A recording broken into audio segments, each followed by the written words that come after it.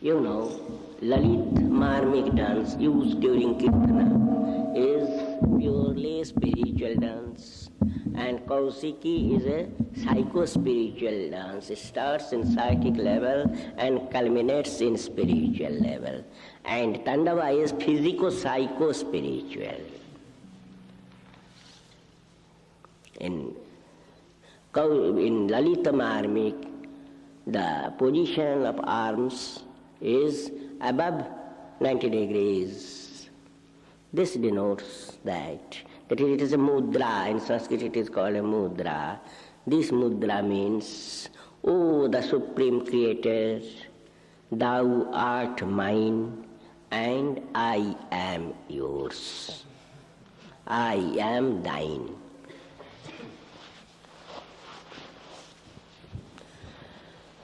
Now, everywhere in the world you will see one is in possessive case and another is owned by that person or that entity. That is, each and every object has got certain entitative relationship with others. And what's the entitative relationship with the Supreme Creator?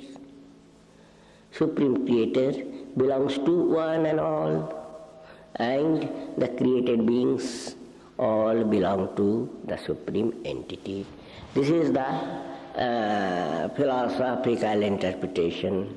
Even in the field of occult science, it is the only interpretation. But for a devotee, the interpretation is not like that. Amongst devotees, there are three clear categories. One category, say, third grade category, they'll say, Oh Lord, you belong to everybody. You belong to one and all. And because I am also included within the scope of all, that's why you belong to me also. You belong to all. That's why and I am within the scope of all. I am not beyond the scope of all. So you belong to me also. And the second grade devotee will say, No.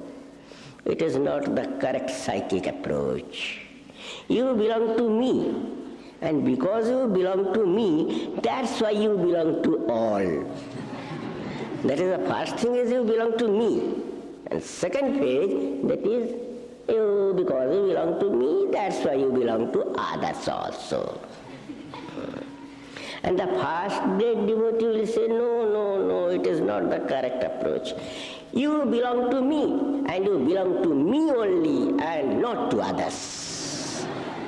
The relationship is purely personal. I don't know any philosophy, I don't know any occult science. I know that you are mine, and I am yours. In this realm of relationship, I do not allow any third person to come. The relationship is purely mutual. I may share anything and everything with others, but you are 100% mine.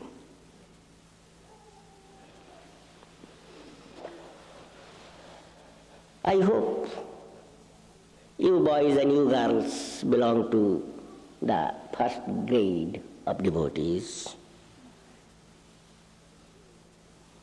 That is, the relationship is a personal one. And in case of this personal relationship, there is some other important aspects of philosophy, and that is,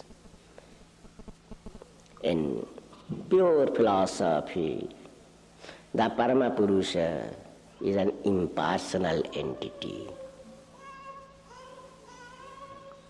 In occult science, he is a blending of personal and impersonal entities.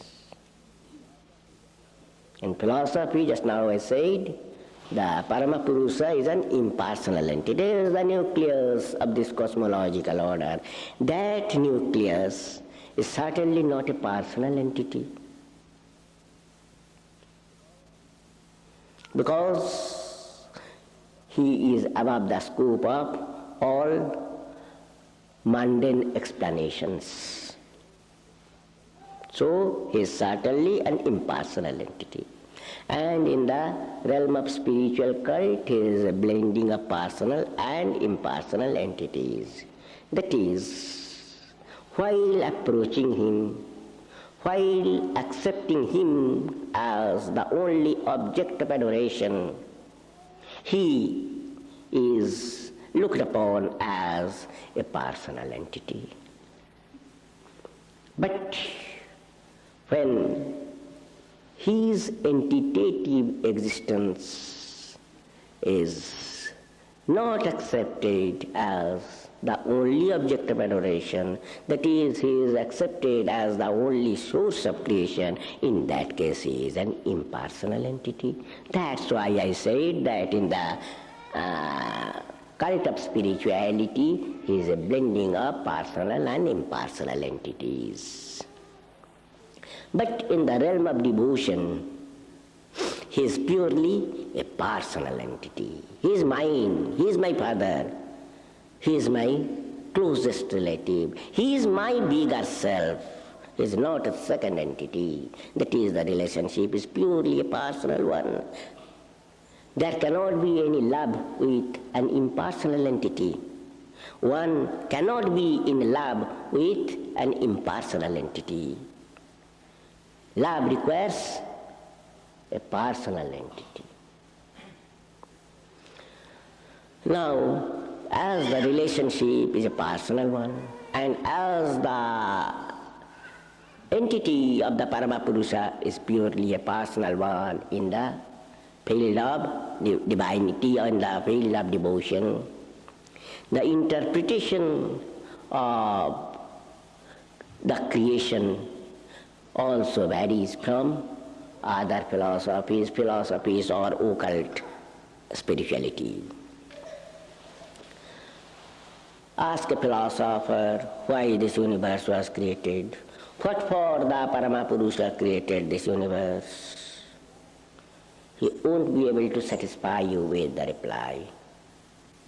He will say, perhaps this was his idea, or perhaps that was his idea, perhaps this was the motive, perhaps that was the motive. That the reply is vague, not to the point, never to the point. Ask an adherent to the actional cult, he won't be able to satisfy you with the reply. He will say, there are so many flows of expression. This universe is a mess of waves of different lengths, of different sounds and different colors. But these replies won't satisfy a devotee, won't satisfy a spiritual aspirant. The spiritual aspirant or a devotee will say, the reply is very simple.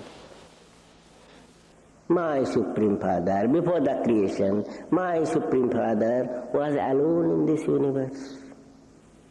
There was nothing. And for want of the quinquil mental factors, there was nothing to see, nothing to do. He was alone. Suppose you are alone in a particular village or in a particular house. What will be your position? What will be your mental condition? You will be just like what? An insane person, a mad. So in this vast cosmos, my father was alone. Just try to feel what was his condition, what was his mental condition. So just to save himself from the monotony of singularity, he created this universe just to play with his children. This is the only reason. I know no other philosophy. This will be the reply of a devotee. Savaesha tadadrastana pashyadrishyamekarat mene shantamibhatmanam supta shaktira suptradit. And this creation, what it is nothing but different portions of his divine body. And that's why I said there is no sinner in this world. All are his loving children.